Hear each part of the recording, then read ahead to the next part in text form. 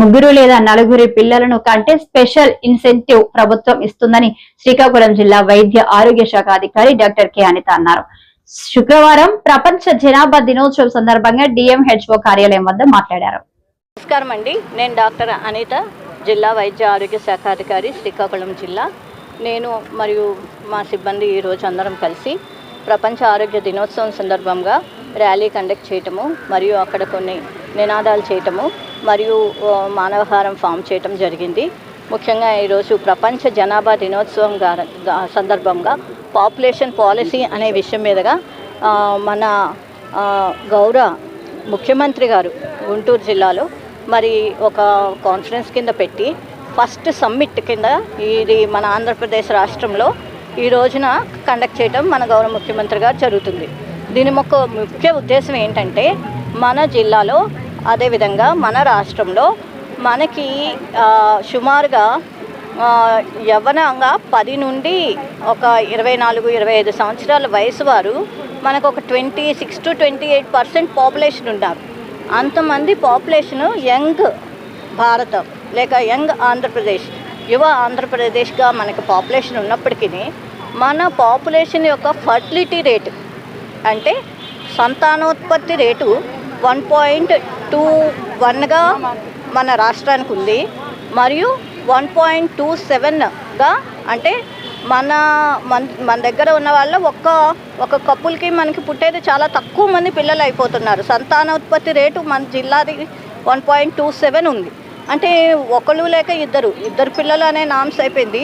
ఇప్పుడు ఒకళ్ళు లేక ఇద్దరు నామ్స్లో 1.27 అనేది చాలా తక్కువ. ఒక కుటుంబ నియంత్రణ పద్ధతి ఒకప్పుడు 2001లో మన జనాభా లెక్క చూసినప్పుడు, మనకి 2011లో చూసినప్పుడు మనకి 8,46,00,000 మన ఆంధ్రప్రదేశ్ రాష్ట్ర జనాభాగా ఉన్నారు.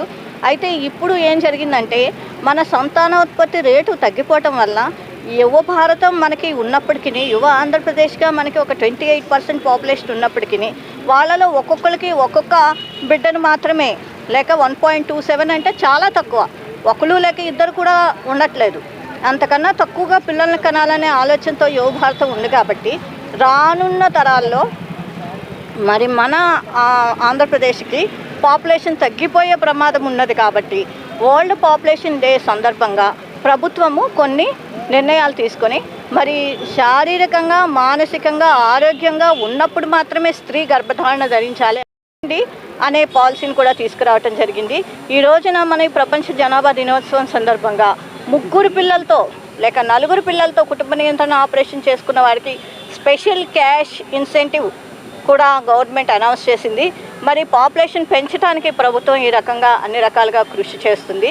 అయితే ఒకప్పుడు వరల్డ్ పాపులేషన్ డే అంటే మనం పాపులేషన్ ఎక్కువగా ఉంది, మనం ప్రపంచంలో 2వ స్థానంలో ఉన్నాము, చైనా ఫస్ట్ స్థానంలో ఉంది అనుకున్నాం. ఇప్పుడు మనం చైనాను కూడా దాటిపోయి మొదటి స్థానంలో భారతదేశం అనేది ప్రపంచ జనాభాలో మొదటి స్థానంలోకి వచ్చింది.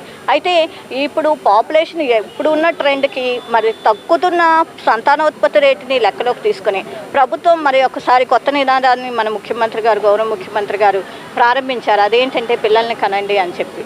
అయితే ఈ సందర్భంగా నేను తెలియజేస్తుంది ఏంటంటే మీకు శాశ్వత కుటుంబ నియంత్రణ పద్ధతులు ఉన్నాయి, తాత్కాలిక కుటుంబ నియంత్రణ పద్ధతులు ఉన్నాయి.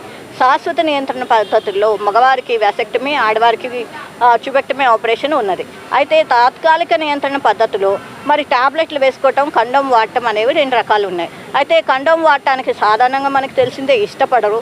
అయితే ట్యాబ్లెట్లు వాడాలంటే ఆడవారికి డైలీ వేసుకోవటం అనేది ఒకరోజు మర్చిపోతే మళ్ళీ ప్రొటెక్షన్ ఉండదు అనేది ఒక నమ్మకం. కాబట్టి మరి ఇప్పుడు కొత్తగా మనకి కాన్పుకి మధ్యన పీపీఐయుసూడి అంటే ప్రసవం అయిన వెంటనే అది ఆపరేషన్గా ప్రసవం అవనియండి లేదంటే నార్మల్ ప్రసవం అవనియండి, ఆ post partum IUCD intra uterine contraceptive device అనేది మనం గవర్నమెంట్ కొత్తగా ఉన్నదే, దాన్ని మనం అడ్వర్టైజ్ చేస్తున్నాం. అదే కాకుండా మనకి అంతరా ఇంజెక్షన్స్ ఉన్నాయి. అంతరా అంటే స్పేసింగ్ కోసం ఇచ్చే ఇంజెక్షన్. ఇది ప్రతి 3 నెలలకు ఒకసారి చేసుకోవాల్సి ఉంటుంది.